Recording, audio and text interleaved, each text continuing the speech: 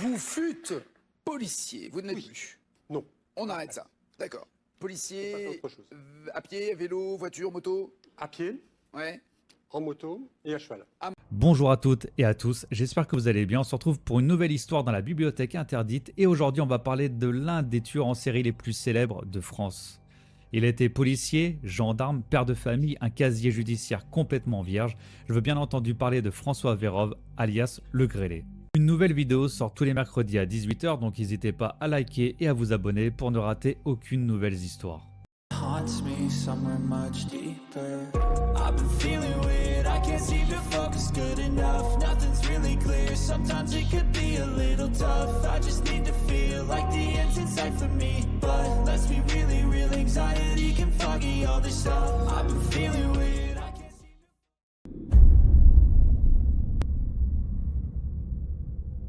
Né en 1962 à Gravelines dans le nord de la France, François Vérove semblait à première vue incarner le citoyen modèle. Élève discret, il suit un parcours scolaire sans histoire, avant de s'engager très jeune dans la gendarmerie nationale.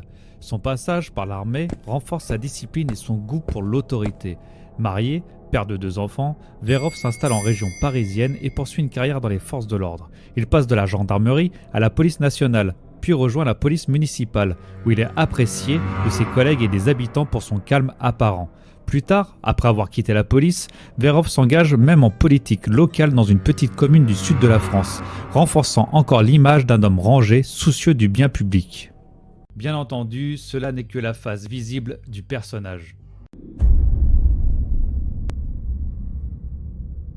Entre 1986 et 1994, un homme va semer la terreur dans la région parisienne.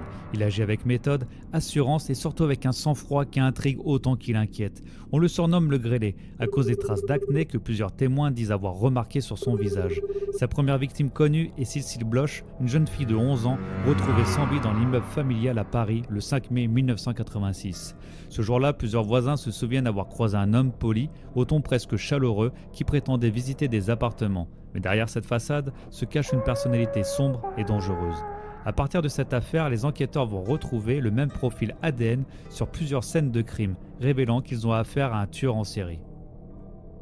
Très vite, les enquêteurs soupçonnent que ce tueur pourrait faire partie de la police, de par ses gestes, de par sa méthode et de par les témoignages qui disent avoir croisé un homme en uniforme. Les années suivantes, l'homme récidive. En 1987, il se fait passer pour un policier pour interpeller plusieurs jeunes filles. Il utilise un ton autoritaire, donne des ordres, simule des contrôles d'identité. Il connaît les codes, les procédures et les attitudes qui inspirent la confiance ou même la peur. Il maîtrise parfaitement son image au point que certaines victimes n'imaginent même pas qu'il puisse être un imposteur. Ce qui trouble les enquêteurs, c'est cette rigueur quasi militaire. On commence à se demander si les suspects ne feraient pas partie des forces de l'ordre. Il connaît les quartiers, sait où frapper et comment disparaître. Parfois, il frappe en plein jour, sans précipitation, et échappe systématiquement aux recherches. En 1994, le corps d'une jeune femme nommée Karine Leroy est retrouvé en forêt. L'affaire est d'abord traitée localement, puis elle finit par rejoindre la longue liste des dossiers liés à ce mystérieux ADN. Au total, une quinzaine de faits sont potentiellement rattachés au même homme. Le profil du Grêlé se dessine. Un individu charismatique, organisé, mobile et surtout invisible. Les enquêteurs diffusent un portrait robot, organisent des centaines de prélèvements, épluchent les fichiers de police et de gendarmerie. Rien. Pendant plus de 30 ans, cet homme va rester insaisissable, comme s'il s'était évaporé. Et pourtant, il continue sa vie. Malgré certaines pistes et témoignages de l'époque, l'enquête piétine. Il faudra attendre l'année 2021 pour que l'enquête prenne un nouvel angle.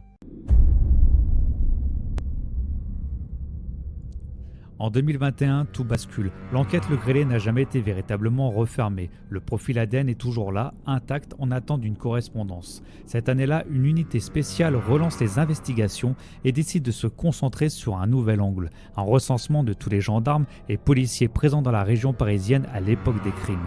C'est une enquête titanesque qui vise à collecter les ADN de plus de 700 anciens fonctionnaires et parmi eux, un homme attire bientôt l'attention. François Vérove. Ex-gendarme, passé ensuite dans la police, il correspond à plusieurs éléments du profil. Il a exercé à Paris dans les années 80, puis dans les Hauts-de-Seine. Il est marié, père de famille et s'est installé dans le sud de la France dans la petite commune du Gros-du-Roi. Le 24 septembre 2021, il reçoit une convocation pour un prélèvement ADN. Il ne répond pas de suite. 2 jours plus tard, il disparaît. Sa famille, inquiète, signale son absence. Il a pris la route, quitté son domicile et loué un appartement à Palavas-les-Flots. C'est là, dans un appartement en bord de mer, que les gendarmes le retrouveront. Quelques jours plus tard, il s'est donné la mort. À ses côtés, les enquêteurs retrouvent une lettre. Dans ce courrier, François Vérove avoue tout. Il reconnaît être l'homme que la police traquait pendant plus de 35 ans, le grêlé. Il reconnaît plusieurs faits, décrit certains actes, mais sans rentrer dans les détails. Il affirme qu'il est en proie à des pulsions qu'il n'a jamais su maîtriser. Il dit avoir mis fin à ses agissements en 1994, sans expliquer pourquoi. Le choc est immense. Pour les familles des victimes, c'est un mélange de soulagement et d'incompréhension. L'homme qu'on cherchait était là tout ce temps. La brigade criminelle de Paris depuis 17 ans, celle d'un tueur en série qui a sévi dans la capitale de 86 à 94 et qui n'a jamais pu être identifié. Pour la première fois, les policiers lancent un appel à témoins pour essayer de retrouver cet homme. Enquête exclusive de Michel Fine et Emmanuel Joachim. Il aura fallu 35 ans pour que l'identité du grêlé soit révélée, laissant derrière lui une lettre avec de maigres détails. Pendant 35 ans, il a vécu libre, au-dessus de tout soupçon. Et le plus dérangeant, c'est que tout cela ne s'est pas joué uniquement dans l'ombre. Non, en mai 2019, François Vérove apparaît à la télévision française dans l'émission Tout le monde veut prendre sa place, présentée par Nagui. Vous fûtes policier, vous n'êtes plus. Non. On arrête ça. D'accord. Ça, Policier, c'est autre chose. à pied, à vélo, voiture, moto. À pied, Ouais, en moto et à cheval. à moto. Et à, Pas dans l'ordre. et à cheval. À l'écran, il est calme, détendu, il plaisante, il joue, il est là comme n'importe qui. Et personne, absolument personne ne se doute que derrière ce visage anodin se cache l'un des pires criminels de la fin du XXe siècle. Et la grande question qu'on peut se poser, y a-t-il eu d'autres victimes pendant cette période ou après 1994 ?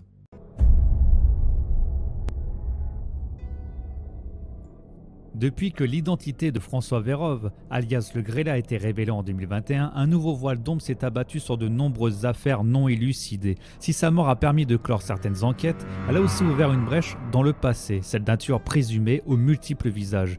Mais ce que peu de gens savent, c'est qu'à l'heure actuelle, les enquêteurs continuent en silence de recouper d'anciens dossiers, des meurtres oubliés, des disparitions classées sans suite, des viols non élucidés, tous survenus entre les années 80 et le début des années 2000, période durant laquelle Vérove était actif dans différentes unités de gendarmerie et de police, parfois même au sein de brigades d'intervention rapide. Et 2 affaires ressortent. Le 6 juin 1990, le corps de Gilles Berger, un dessinateur industriel de 43 ans, est découvert dans le bois de Saint-Aubin, en Essonne. La victime est retrouvée ligotée à un arbre, tuée d'une balle dans la tête. L'arme utilisée, un pistolet Mac 50, était en dotation dans la gendarmerie jusqu'en 1989. De plus, des témoins ont signalé qu'un homme avait utilisé une carte de gendarmerie pour effectuer des achats avec le chéquier volé de la victime. Il y a également le meurtre de Virginie Delmas et Perrine Vigneron en 1987. En 1987, 2 fillettes sont enlevées et tuées en Seine-et-Marne. Virginie Delmas, 10 ans, à Neuilly-sur-Marne et Perrine Vigneron, 7 ans, à Bouleurs.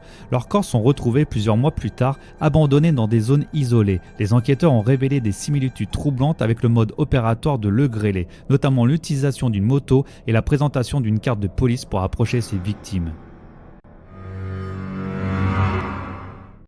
Un épisode sort tous les mercredis, donc n'hésitez pas à liker et à vous abonner pour ne rater aucune nouvelle histoire. I fear that the thoughts build up until I can't hear, that my mind fills up into a creature, and it haunts me somewhere